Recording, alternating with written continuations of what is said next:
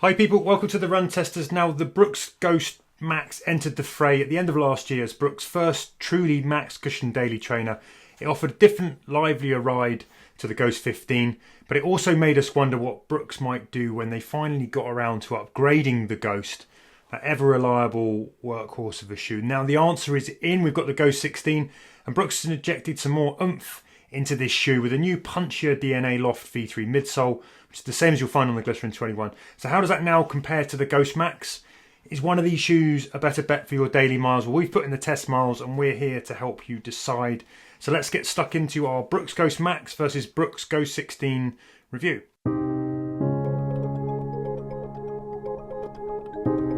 So some quick details then. When it comes to the midsole stack, the Brooks Ghost 16 packs a high drop with 35.5mm on the heel, 23.5mm on the forefoot for a 12mm offset. The Brooks Ghost Max packs a bigger wedge of foam overall, but a lower drop with 39mm on the heel, 33 in the forefoot for a 6mm drop. When it comes to weight, the Brooks Ghost 16 weighs in at 9.7 ounces or 277 grams in our UK 8.5. The Ghost Max, meanwhile, is more midweight, tipping the scales at 10.3 ounces or 293 grams.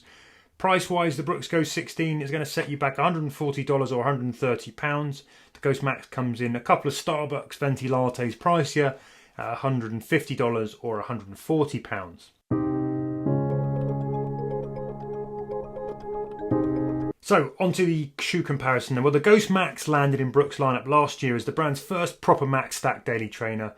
And while it shared a name with the Ghost, it ran like a very different shoe, and it probably had more in common with something like the Asics Gel Nimbus than its own namesake.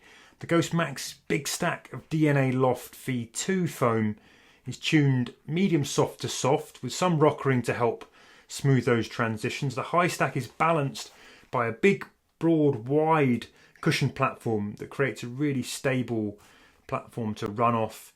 The more recent Brooks Ghost 16 deploys a smaller wedge of Brooks' livelier nitrogen-infused DNA Loft V3 foam. It's the same foam that you'll find in the Brooks Glycerin 21. It shoots for the winning combination of lightweight, soft, comfortable and durable. Up top with these shoes, both of them have engineered mesh uppers. They've basically got similar flex and breathability overall. There's big padded heel collars on both. However, the Ghost 16 heel counter feels stiffer, and this heel collar top roll is more pronounced, one to watch if you suffer Achilles irritation. The non-gusseted tongues on both shoes are well padded, boosting that overall plushness and that feel of comfort on the foot. Flip them over and you've got equally generous coverings of durability and grip boosting outsole rubber. That's across both shoes. Both of these, I would say, with that, these are shoes that are built to last.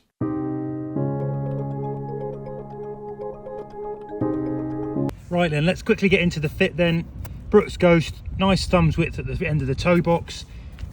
Flexible uppers, but they're not as flexy and stretchy as some. There's still a good amount of room across the top. They're not the most voluminous in the toe box though. And as you can see here, it holds the toe knuckles snug, I would say. But again, the uppers do flex, so they don't feel too restricted and cramped. But there's not a huge amount of clearance across the top of my toes here. So overall, the toe box, it's not as roomy as a Nimbus or a Kayano or those kind of shoes. It feels more kind of snug and dialed in. Up here, back through the lace, I get good hold across the midfoot, no problems here. Nice padded tongues that are super comfortable. Got medium padded heel collars or medium to flush padded heel collars here that hold the heels nicely. I have good lock in the heel. I don't have any slipping. They hold firm really nicely. No problems on fit in the Ghost Max. In the Ghost, I think you've got about the same amount of length here in the toe box, about a thumb's width. I find these uppers are a little bit more flexy. There's a bit more room in the toe box overall. They feel just ever so slightly more spacious, but again, you've got the same deal here. The uppers are really nice in terms of on the toe knuckles. They hold but give you room to kind of flex if you need it. It's not restrictive. Lace lockdown for me isn't quite as secure as I got on the Ghost Max, but it's still nicely secure. I get good hold across the midfoot. Again, sort of similarly nice padded tongues here that just add to that comfort. Take the lace pinch off, no problems there. Back into the heel collars. Again, it's a similar level of padding that you're going to get here. The one thing I will say is, as I mentioned, these kind of heels here, the top of them, they kind of roll inwards and it's quite stiff. There's quite a stiff counter here. And that means that sometimes when you're running, if you get a problem here with your Achilles, this can put a bit of pressure. There's not much give there. So if you're someone who suffers a bit from pressure from the Achilles on heels, this might be an issue. I don't get that on the Ghost Max, but when it comes to sizing, I ran in my regular Brooks shoe size, which is a UK 8.5, and I would recommend overall going true to size in both of these shoes. So it comes to fit, I've got my normal UK 9, US 10 in both of these shoes, and I have a good fit for length in both of them. There's enough room in the toe box without it being too spacious, and the hold around the heel and midfoot is certainly secure. I've not had any kind of rubbing in terms of breaking the skin, but I do find that the very stiff heel counter on the Ghost 16 does cause my Achilles some irritation. Like, it's a fairly stiff heel counter on the Ghost Max as well. It's, you know, it's a built-up shoe as well at the back there, with lots of padding, but it seems unusually stiff with the Ghost 16, even compared to Brooks's other shoes. It is a shoe, like I said, it did cause me trouble with my Achilles. It's got a little bit of irritation at the base of my Achilles tendon, so if you're someone who's sensitive to that, I would look out for it with this incredibly rigid heel counter you have at the back of the Ghost 16. Like, you still got a lot of stuff going on at the back of the Ghost Max. It can do that a little bit, I think, but it's more padded and it feels a bit more comfortable and flexible at the back of the shoe than the Ghost 16, even though it is still quite structured.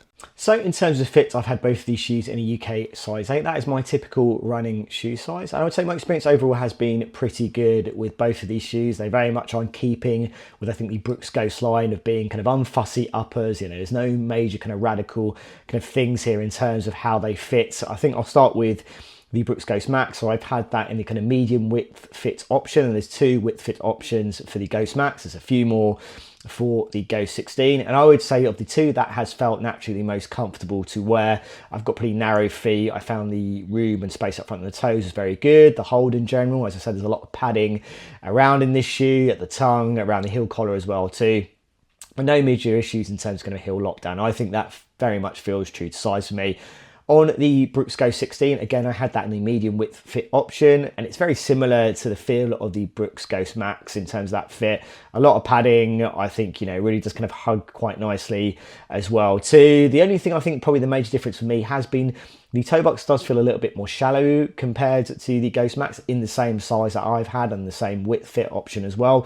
So there may be an argument to play around with the sizing there if you do. I mean, it wasn't an issue for me in my runs, but I do think maybe I would have appreciated a little bit more volume in that toe box. And I think, you know, if you are looking at that shoe, I would maybe entertain looking at that. But generally the fits have been very good, very similar in many respects. A lot of padding, a lot of kind of support in the key areas. But I think going true to size for most people should be fine. I think for me on my skinny feet, the medium width fit option has been fine. You may want to go slightly wider if you've got wider feet, obviously, and Brooks does offer that on both fronts, just a few more options on the Brooks Ghost 16.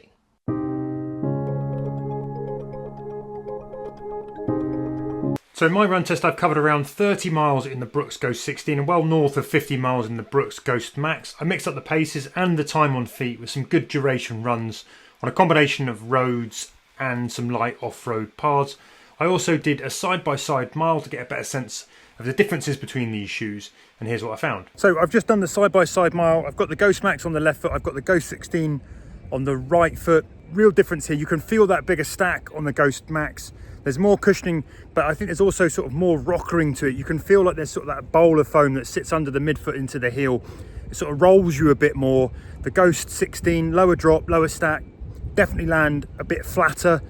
Although, having said that, I think you can feel the differences in the 2 types of foam here. The DNA Loft V3 in the Ghost Max has a bit more sort of resilience, a bit more spring in it. There's a bit more energy to it, or at least it's equal. So I think you're getting a similar kind of ride where you're getting cushioning and protection, but a little bit of extra spring, almost on par with the Ghost Max, but you've got it in a lighter shoe. And I don't think you're sacrificing too much in terms of cushioning and protection and energy. That makes it really interesting, because I think actually, for me personally, that lightness and that bit of agility, that bit of nimble kind of feel underfoot, the way it rides, I think that puts it on par with the Ghost Max. And for someone who, I don't mind having like a little less protection in terms of my cushion shoes, and it makes the Ghost 16 really interesting because I think you're getting the energy and the cushioning enough for that shoe. When it comes to the overall comfort as I stand here, I think the major difference is that you can feel a little bit more room in the toe box of the Ghost Max because the uppers sit a bit higher off the top of the toes. There's a bit more flex in those uppers. You feel like there's a little bit more wiggle room. It's not a huge amount, and I don't dislike the Ghost Max at all. I think they've got a really nice holding fit that's super comfortable and flexible, but if you like it a bit roomier, I think the Ghost 16 are going to offer a bit of that. So what I really find interesting, obviously the Ghost Max, bigger stack, lower drop. Ghost 16, smaller stack, higher drop. I actually think when I'm running, I feel like the Ghost 16 runs a bit flatter, whereas the Ghost Max kind of relies a little bit more on the roll through, and you can feel more of that foam under the ball of your feet and into the heels, and that probably adds a little bit of extra softness, but it does change the ride. Where I think for me, the way I land kind of mid to forefoot, I feel the kind of roll through from the sort of forefoot rock ring on the Ghost Max more than I get out of the Ghost 16. So if you like that kind of ride rather than the flatter ride that kind of relies on the foam springing down and coming back, then you're probably going to like the Ghost Max more. But in a big way, the decision here for me will be whether or not you're looking for a shoe that's going to be able to cushion you around your easy runs and have a bit more energy. Which one of these might you choose? I really like the Ghost Max because its versatility. I think the Ghost 16 sort of follows on from that with that new foam, and it might just edge it. It might even be more versatile if you don't mind sort of sacrificing just a little bit of the cushion.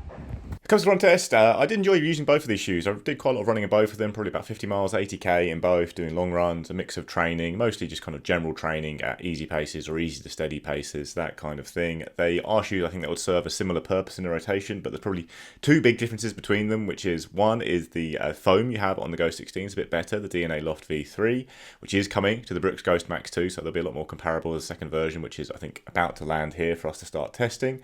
And then you've got the more rocker design with the higher forefoot stack on the Ghost Max, which is also pretty noticeable on the run. So I did a short run wearing both shoes at the same time. That's definitely the feeling you get here. You've got that, I think, a slightly softer feeling and a more responsive feeling from the DNA Loft V3 foam. Like, I think it's just a better foam all round than what you've got here on the Ghost Max. It does give you a little bit more bounce back. It's comfortable. It's very resilient foam, so it maintains its bounce throughout long runs really well.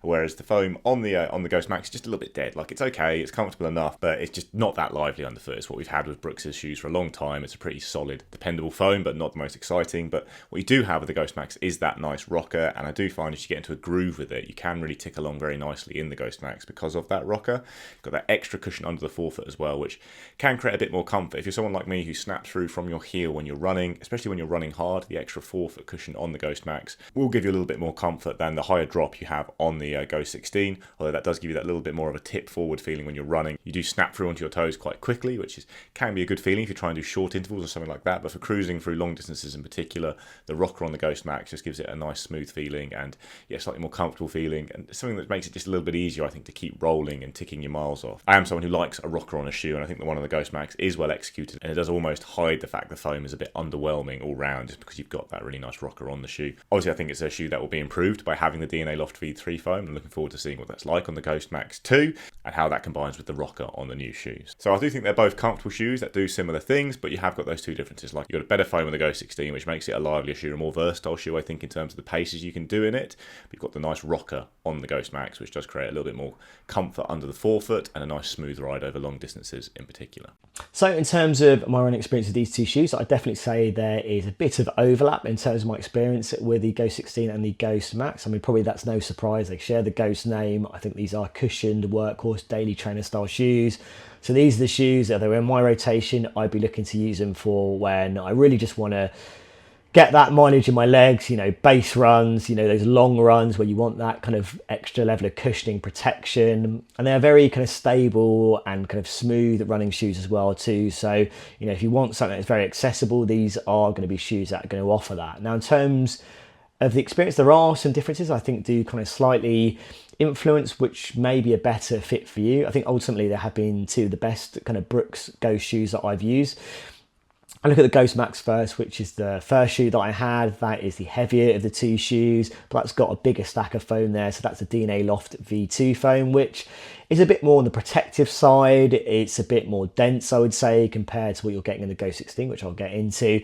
But I think crucially, you are getting this kind of glide roll rocker in that midsole, which I think when you are slightly trying to pick the pace up in, it just feels a little bit more, you're getting a more of a rocker, prominent rocker feel in that shoe. Now, I would still use it for easy runs. I think that's where it's best suited for.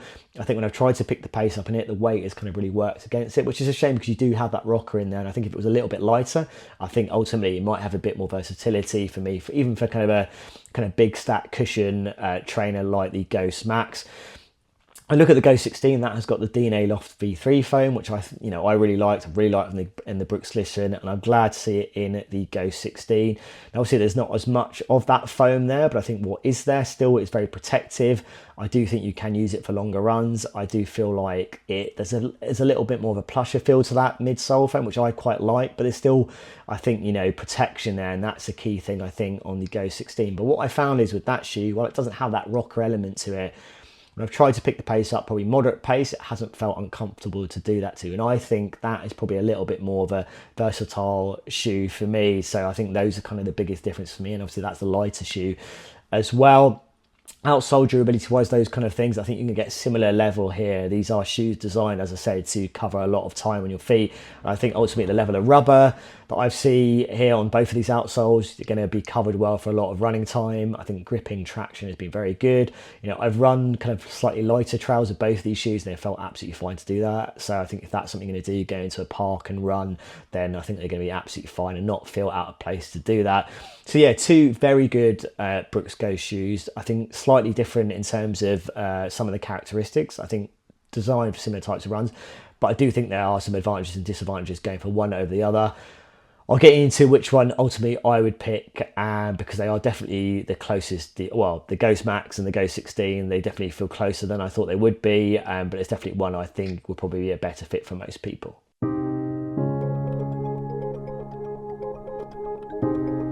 Verdict then, I found both the Ghosts really great to run in. I really enjoyed the Brooks Ghost Max, one of my favourite shoes of the year. I found the Ghost 16 a really easy everyday miler too.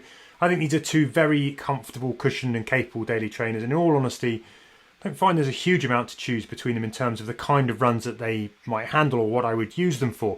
You've basically got two workhorses here that can pick up those nice, easy, slow, and some of them a little bit faster. The Ghost Max brings a shade more protection with a smoother, more rolling rocket ride. The Ghost 16 is probably lighter, more agile, and a bit better when you're moving at faster paces. It's got a bit more range.